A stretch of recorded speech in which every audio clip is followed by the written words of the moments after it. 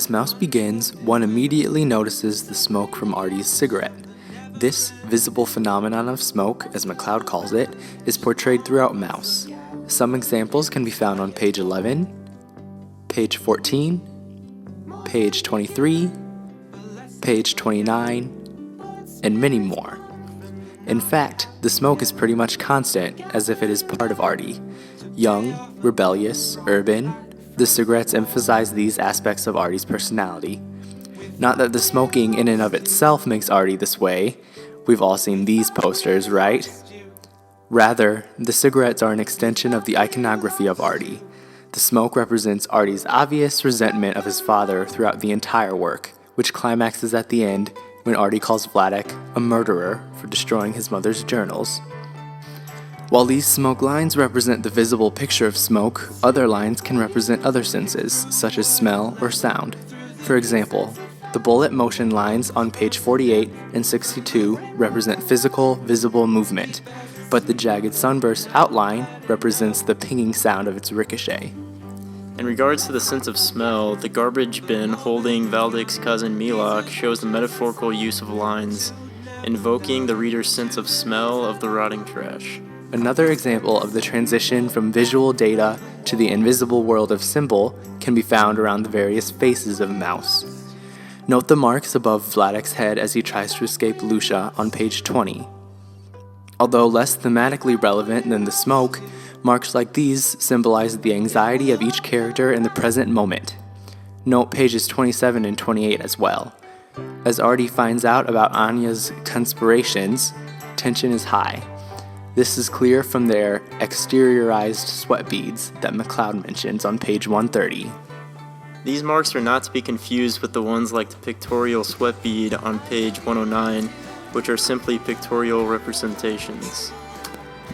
While McCloud seems to focus on the expressionistic lines and their artistic contrast to the impressionists of the late 19th century, Mouse contains several examples of the two forms working in combination.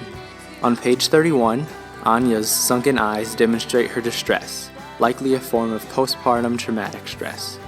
We see this again on page 34, as she is recovering in the sanitarium. These lines are part of both Impressionism and Expressionism, in that they visibly demonstrate Anya's darkened eye bags while also expressing her internal turmoil. Another example of lines being used to evoke emotions of fear and anxiety is found on page 44, panel 4. In this panel, the jarring, almost scribbled lines bring about a sense of anxiousness and fear during the war scene. These scenes contrast with the calm, straightforward lines of the scenes set in modern times. Backgrounds are another valuable tool for indicating invisible ideas like emotions. Look at page 57 of Mouse, panels 1 through 3.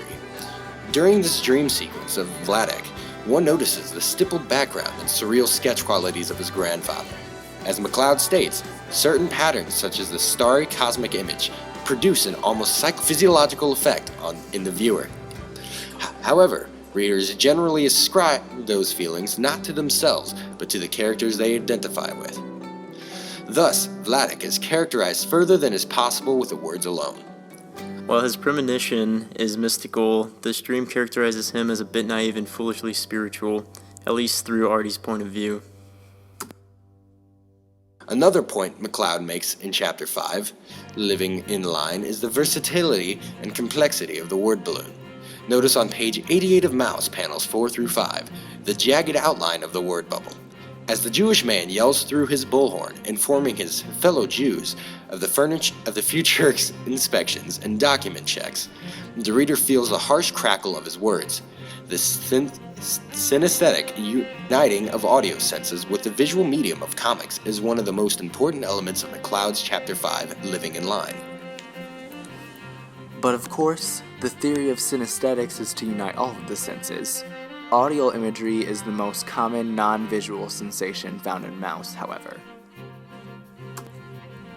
On page 100, we see a flashback to one of Artie's old works, Prisoner on the Hell Planet. The short comic of Artie's mother's death is extremely expressionistic.